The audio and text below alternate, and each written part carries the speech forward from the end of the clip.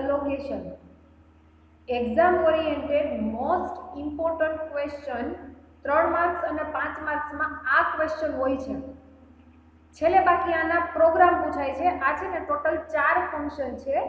એ 4 ફંક્શનના છેલ્લે બાકી 3 માર્ક્સમાં ક્વેશ્ચન પ્રોગ્રામ પૂછાય છે.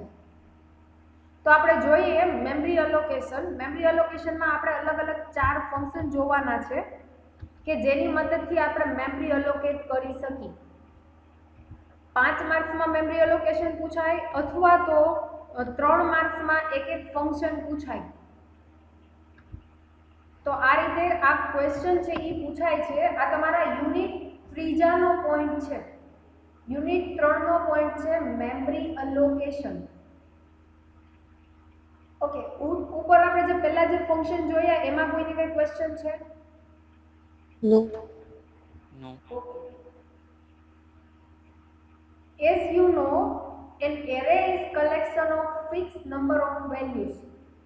Once the size of the array is declared, you cannot change it.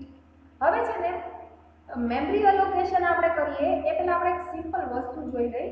આપણે એરે છે ને એ એરે યુઝ કરતા હતા ને ત્યારે આપણે સ્ક્વેર બ્રેકેટમાં તમને યાદ હોય તો વેલ્યુ પાસ કરાવતા હતા. સપોઝ કે એરેની વેલ્યુ આપી દીધી છે 100, તો 100 છે ને એ ફિક્સ નંબર ઓફ વેલ્યુ છે. એટલે મેમરીમાં શું થશે તો કે 100 બ્લોક જ એલોકેટ થશે. હવે સપોઝ કે યુઝરની રિક્વાયરમેન્ટ એવી આવી, યુઝરે પ્રોગ્રામ કર્યો, રન કરે છે, ત્યારે યુઝરને એવું થયું કે મારે તો 100 નહીં ને 200 બ્લોકની જરૂર હતી. તો આ કેસમાં શું થશે તો કે તમે ફિક્સ સાઇઝ એલોકેટ કરી દીધી છે. તમારે ફરીથી પ્રોગ્રામમાં ચેન્જીસ કરી અને નવી સાઇઝ એલોકેટ કરવી પડશે. 100 ની જગ્યાએ 200 આપવા પડશે.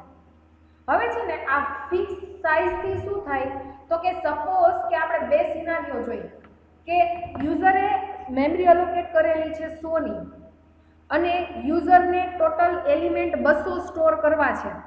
તો આ કેસમાં શું થયું તો કે એને જેટલી જરૂર હતી એના કરતાં મેમરી ઓછી પડી. શું કામ તો કે ફિક્સ સાઇઝ આપી દીધી છે એટલે. હવે આપણે બીજું એક જોઈએ તો કે સપોઝ કે યુઝરને એલોકેટ કર્યા છે 100 બ્લોક અને યુઝરે ખાલી એક જ બ્લોકનો યુઝ કર્યો. તો આ કેસમાં 99 બ્લોક છે એ શું થયા તો કે વેસ્ટ થયા. તમે જે ફિક્સ મેમરી આપો છો, કમ્પાઇલ ટાઈમે જે મેમરી એલોકેટ કરો છો એનાથી આવા ટાઈપનો પ્રોબ્લેમ થાય.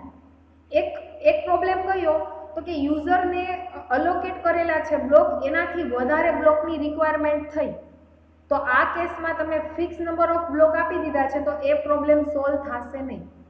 તમારે પ્રોગ્રામને એક્ઝિક્યુશન સ્ટોપ કરી અને ફરીથી મેમરી એલોકેટ કરવી પડશે.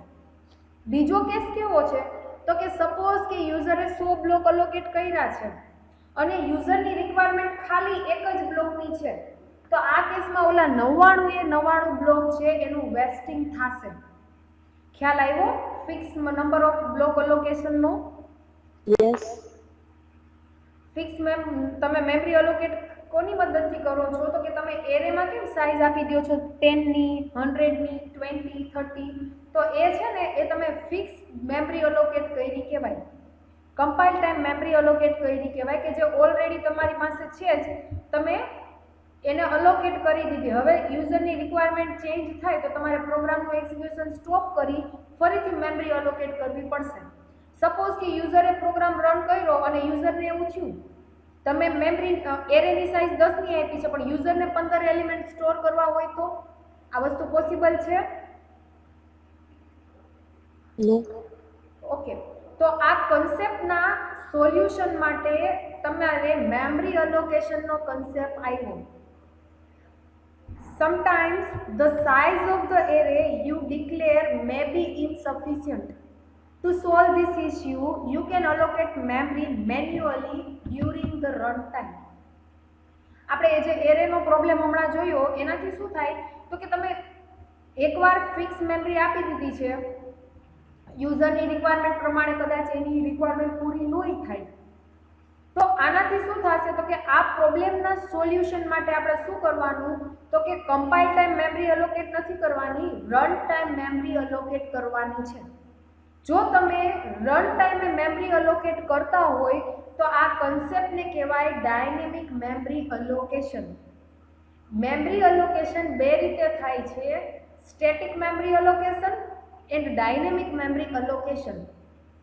તમે રન ટાઈમે યુઝરની રિક્વાયરમેન્ટ પ્રમાણે જો મેમરી અલોકેટ કરતા હોય તો રન ટાઈમે જે મેમરી અલોકેટ કરેલી હોય એને કહેવાય dynamic memory allocation. Static memory allocation એટલે શું? તો કે એરે ડિક્લેર કરો અને આપણે જે સાઇઝ આપી દઈ છીએ, ફિક્સ સાઇઝ આપી દઈ છીએ, એ ફિક્સ સાઇઝને કહેવાય કમ્પાઇલ ટાઈમ મેમરી અલોકેશન.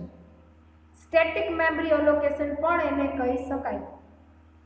આ અત્યાર સુધીના કન્સેપ્ટમાં કોઈને કઈ ક્વેશ્ચન છે? No. ઓકે.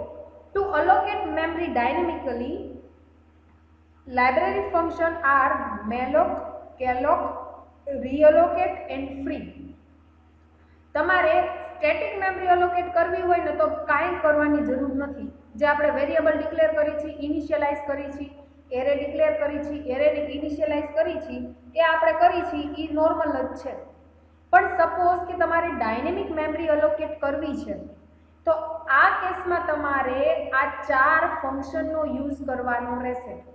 આ ફંક્શન છે એ કેવા ફંક્શન છે? તો કે લાઇબ્રેરી ફંક્શન છે. તમારી સિસ્ટમમાં ઓલરેડી લાઇબ્રેરીમાં આ ફંક્શન અવેલેબલ છે, તમારે જસ્ટ એનો યુઝ કરવાનો છે. તો ડાયનેમિક મેમરી અલોકેશન માટે આ 4 ફંક્શનનો યુઝ કરવાનો છે. વન બાય વન એક એક ફંક્શન આપણે જોઈએ. તો ફર્સ્ટ ફંક્શન છે એ છે malloc. The name malloc stands for memory allocation. malloc નો મતલબ શું થયો? તો કે m stands to memory, alloc નો મતલબ થયો allocation. malloc no simple meaning થયો કે મેમરી અલોકેટ કરો.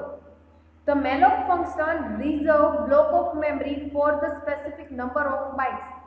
malloc ની મદદથી તમારે જેટલી મેમરી જોઈ છે એટલી મેમરી તમે બાઇટમાં અલોકેટ કરી શકો. And it return pointer of void. Okay, pointer ખ્યાલ છે? Yes. ઓકે, આપણે પોઇન્ટર કયા કયા ટાઈપના ક્રિએટ કર્યા હતા? ઇન્ટીજર ટાઈપના, ફ્લોટ ટાઈપના, કેરેક્ટર ટાઈપના, આવા પોઇન્ટર ક્રિએટ કર્યા હતા? Yes. ઓકે, હવે જુઓ, આ ફંક્શન એક્ઝિક્યુટ કરી અને રિટર્ન તમને પોઇન્ટર આપે છે. પોઇન્ટર છે પણ કેવા ટાઈપનું છે? વોઇડ ટાઈપનું છે. વોઇડ ટાઈપનું એટલે એકોય ડેટા ટાઈપ વગરનું પોઇન્ટર છે. which can be casted into pointer of any form. Void ટાઈપનું પોઇન્ટર છે એને તમે કોઈ પણ ડેટા ટાઈપમાં કાસ્ટિંગ કરી શકો. દાખલા તરીકે ઇન્ટીજર ટાઈપની ડાયનેમિક મેમરી અલોકેટ કરવી હોય તો આ વોઇડ પોઇન્ટરને કાસ્ટિંગ કરવાનું ઇન્ટીજરમાં. ફ્લોટ ટાઈપની મેમરી અલોકેટ કરો છો તો વોઇડ પોઇન્ટર કન્વર્ટ થઈ જશે તમારું ફ્લોટમાં. ખ્યાલ આવ્યો? Yes. ઓકે, સિન્ટેક્સ જોઈએ તો આ ફંક્શન malloc ફંક્શન છે, આ ફંક્શન એક્ઝિક્યુટ થઈ અને તમારે આ કાસ્ટિંગ શેમાં કરવું છે એ કાસ્ટિંગ અહીંયા કરવાનું રહેશે. malloc ફંક્શન એમાં મેં આપ્યો છે કેટલી બાઇટ અલોકેટ કરવી છે એ બાઇટ અહીંયા પાસ કરવાના અને આ ફંક્શન છે એ વોઇડ પોઇન્ટર રિટર્ન કરશે. પણ આ પોઇન્ટરને તમારે શેમાં કન્વર્ટ કરવું છે, તમારે કઈ ડેટા ટાઈપ જોઈ છે એ ડેટા ટાઈપ અહીંયા પાસ કરાવવાની રહેશે. સપોઝ કે તમારે 10 બાઇટ ઇન્ટીજરના અલોકેટ કરવા છે તો અહીંયા પોઇન્ટર ટાઈપમાં શું આવશે? ઇન્ટીજર આવશે. ઓકે, આમાં કોઈને કઈ ક્વેશ્ચન છે? No. Okay, No. આ 3 હેડર ફાઇલમાંથી ફંક્શન અવેલેબલ છે, stdlib, alloc અને malloc. જોઈએ આપણે એક્ઝામ્પલ. void main, એની અંદર મેં એક ઇન્ટીજર પોઇન્ટર ડિક્લેર કરેલું છે. પછી મેં મારી સ્ક્રીનને ક્લિયર કરી છે. જો અહીંયા તમારી સિન્ટેક્સ છે malloc બ્રેકેટમાં 10 into size of int. મને કોઈ કહેશે સાઇઝ ઓફ ફંક્શન શું કરશે? એની સાઇઝ કેલ્ક્યુલેટ કરી દે. Very good. ઇન્ટીજરની સાઇઝ કેટલી હોય? 2 bytes. ઓકે, 2 બાઇટ્સ છે એ અહીંયા રિટર્ન થશે. 10 ઇન્ટુ 2 કેટલા આવશે? 100. ઓકે, તો એટલી મેમરી છે એ મેમરી અલોકેટ થશે. ફંક્શન એક્ઝિક્યુટ કરી રિટર્ન તમને શું આપે છે? વોઇડ આપે છે. પણ મારે મેમરી ઇન્ટીજર ટાઈપની અલોકેટ કરેલી છે એટલે મેં મારા વોઇડ પોઇન્ટરનું કાસ્ટિંગ કર્યું છે ઇન્ટીજરમાં. ખ્યાલ આવ્યો? Yes. Okay, Yes. હવે આ ફંક્શન પ્રોપર થયું છે મેમરી અલોકેટ કે નહીં એ ચેક કરવા માટે મેં અહીંયા જો એક ઇન્ટીજર પોઇન્ટર ડિક્લેર કર્યું છે અને જે મેમરી અલોકેટ થઈ છે તો એ છે એ પહેલું જે એડ્રેસ છે એ આ PTR માં આવી જશે. હવે હું શું કરાવું છું? ચેક કરાવું છું. ઇફ પોઇન્ટર જો પોઇન્ટર સેટ હોય તો મેસેજ આવશે મેમરી અલોકેટ સક્સેસફુલી. પણ જો મારી મેમરી અલોકેટ પ્રોપર નહીં થઈ હોય તો એલ્સ માં આવશે મેમરી નોટ અલોકેટ સક્સેસફુલી. તો તમે ઇન્ટીજર છે એ ઇન્ટીજરની સાઇઝ અલોકેટ કરી પણ ડાયનેમિક કરી છે. આ અત્યારે એકચ્યુઅલી ડાયનેમિક નથી, અત્યારે મેં અહીંયા સ્ટેટિક આપી દીધું છે. નેક્સ્ટ પ્રોગ્રામ છે ને એમાં મેં ડાયનેમિકનો કન્સેપ્ટ લીધો છે. આ બેઝિક સમજાઈ જાય એટલે મેં અત્યારે એમનો ફિક્સ આપી દીધા છે. ઓકે, આમાં કોઈને કઈ ક્વેશ્ચન છે? No. Okay.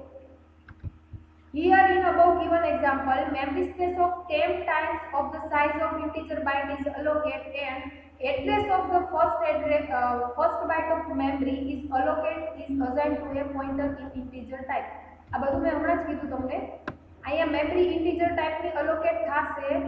આ મેમરીનું એડ્રેસનું આમાં જો એક કરતાં વધારે બાઇટ અલોકેટ થયા હશે તો એમાંનું જે પહેલું બાઇટનું એડ્રેસ છે એ આ PTR માં સ્ટોર થશે જે અહીંયા ડિસ્કસ કરેલું છે. ઓકે, આમાં કોઈને કઈ ક્વેશ્ચન છે? No. ઓકે, નેક્સ્ટ એક્ઝામ્પલ જોઈએ. એક પોઇન્ટર ડિક્લેર કરેલો છે PTR, બે ઇન્ટીજર વેરિયેબલ ડિક્લેર કરેલા છે. નેક્સ્ટ મેં n ની સાઈઝ આપેલી છે 5. હવે છે ને હું મારી મેમરી છે એ ડાયનેમિક અલોકેટ કરું છું. અહીંયા n ની સાઈઝ આપેલી છે. હવે હું મેસેજ પ્રિન્ટ કરું છું એન્ટર નંબર ઓફ એલિમેન્ટ્સ. આ મેસેજ જસ્ટ પ્રિન્ટ કરાવીશ અને પછી હું મારી મેમરી અલોકેટ કરું છું. આ n ની સાઈઝ મેં જસ્ટ 5 ની આપી છે પણ અહીંયા મેં મારી મેમરી અલોકેટ કરેલી નથી. આ મેલોકની મદદથી હું મારી મેમરી અલોકેટ કરું છું. 5 અહીંયા n ની જગ્યાએ 5 આવી જશે. 5 into size of int. Size of int છે એ ફંક્શન એક્ઝિક્યુટ કરી રિટર્ન 2 આપશે. તો 5 ઇન્ટુ 2 એટલી મેમરી અલોકેટ થશે. પણ એ બધા બ્લોક છે એ ડાયનેમિક અલોકેટ થયા છે. જો અહીંયા મેં 5 વેરિયેબલ ડિક્લેર કરેલા નથી. Integer a, integer b, integer c, integer d એવા મેં કોઈ વેરિયેબલ ડિક્લેર કરેલા નથી. અહીંયા મેં ડાયનેમિક મેમરી અલોકેટ કરેલી છે મેલોક ફંક્શનની મદદથી.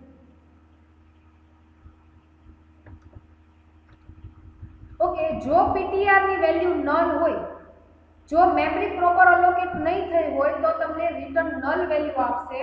જો મેમરી અલોકેટ નહીં થઈ હોય અને નલ વેલ્યુ હોય તો તમારે શું કરવાનું છે? તો કે એક મેસેજ આપી દેવાનો છે કે મેમરી નોટ અલોકેટ અને એક્ઝિટ. એટલે તમે પ્રોગ્રામની બહાર નીકળી જાશો આ એક્ઝિટની મદદથી.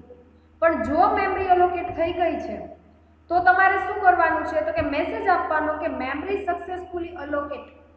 મેમરી અલોકેટ થવામાં કોઈ પણ જાતનો પ્રોબ્લેમ નથી. હવે હું શું કરું છું? તો કે મેં જે સાઈઝ આપી છે ને, મેમરી મેં જે અલોકેટ કરેલી છે ને એમાં હું વેલ્યુ એન્ટર કરાવું છું. કોઈ મને કહેશે PTR માં કઈ વેલ્યુ છે? આ PTR માં કઈ વેલ્યુ છે? 5 into 2. ઓકે, આ પોઇન્ટરમાં કઈ વેલ્યુ હશે? અહીંયા મેં શું કીધું? આ મેમરી અલોકેટ થઈ જાય પછી પહેલું એડ્રેસ છે એ ક્યાં હશે? PTR. હા, PTR. હા, તો સેમ વસ્તુ આમાં મેમરી અલોકેટ થઈ ગઈ પછી પહેલું એડ્રેસ છે એ શેમાં સ્ટોર છે? તો કે PTR માં સ્ટોર છે. તો જોઈએ આપણે હવે હું લૂપની મદદથી એક એક નંબર છે એ મારા મેમરીમાં સ્ટોર કરાવું છું.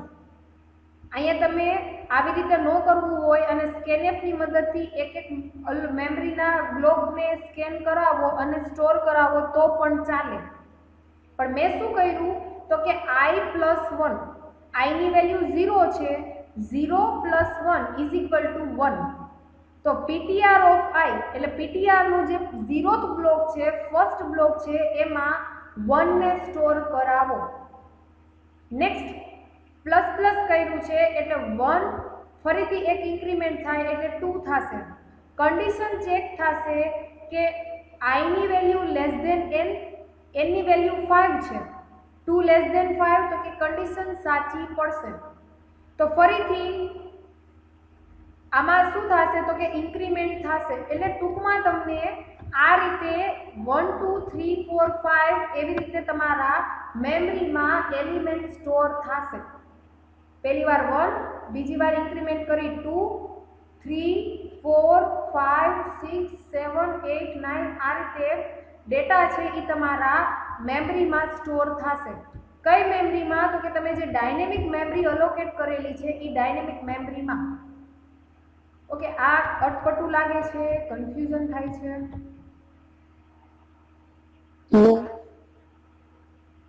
ઓકે, નો થતું હોય તો સારું, પણ અત્યારે કોઈને કઈ ક્વેશ્ચન છે? નહીં. ઓકે, તો આ શું કરે છે, આ લૂપની મદદથી મેં મેલોકનો જે મેમરી અલોકેટ કરેલી છે એના એક એક એલિમેન્ટ ઈ મેલોકમાં હું સ્ટોર કરાવું છું, ઈ મેમરીમાં સ્ટોર કરાવું છું. ક્વેશ્ચન થાય કે ઈ મેમરીનું મેં કંઈ લીધું તો નથી, પણ ઈ મેમરી એણે આ મેલોકની મદદથી અલોકેટ કરેલી છે. મેલોકની મદદથી ડાયનેમિક મેમરી અલોકેટ કરેલી છે. અહીંયા ક્યાંય એરે લીધો નથી. 5 એલિમેન્ટ એકારે સ્ટોર કરાવવા હોય તો તમારે એરે લેવો પડે, પણ એ વસ્તુ મેં ક્યાંય જોવો કાંઈ લીધી નથી, વેરિયેબલ જ લીધા છે. તો હું એક એક એલિમેન્ટ છે એ મેમરીના હું સ્ટોર કરાવીશ અને હવે હું એને પ્રિન્ટ કરાવું છું. ptr છે એમાં 0th લોકેશન ઉપર જે પહેલું વેલ્યુ છે એ પ્રિન્ટ થશે, 1 ઉપર જે પહેલી વેલ્યુ છે એ પ્રિન્ટ, 2 3 4 5 એવી રીતે 1 થી 5 સુધી તમને વેલ્યુ છે એ વેલ્યુ તમને પ્રિન્ટ કરી આ રીતનું આઉટપુટ આપશે. ઓકે, હવે સપોઝ કે આ n ની વેલ્યુ મેં આપી દીધી છે અહીંયા 5. આ n ની વેલ્યુ અહીંયાથી જવા દેવાની તમારે અને અહીંયા scanf થી n ની વેલ્યુ લેવાની છે.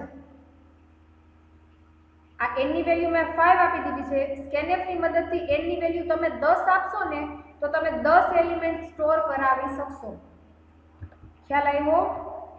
યસ.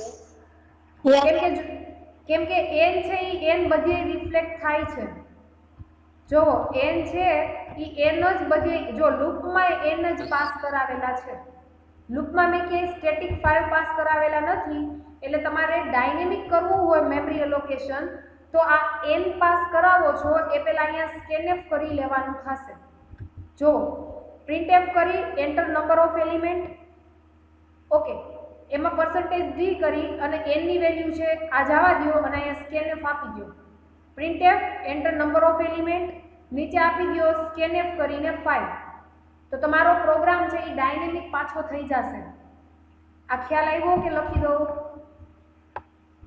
સમજાઈ ગયું. જો નોટપેડમાં કરું. બહુ અટપટું લાગે છે, અઘરું લાગે છે? નહીં. જો આ printf કર્યું,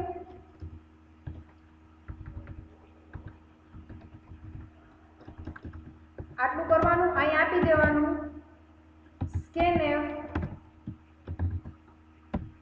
ઇન્ટીજર છે એટલે અહીંયા આવશે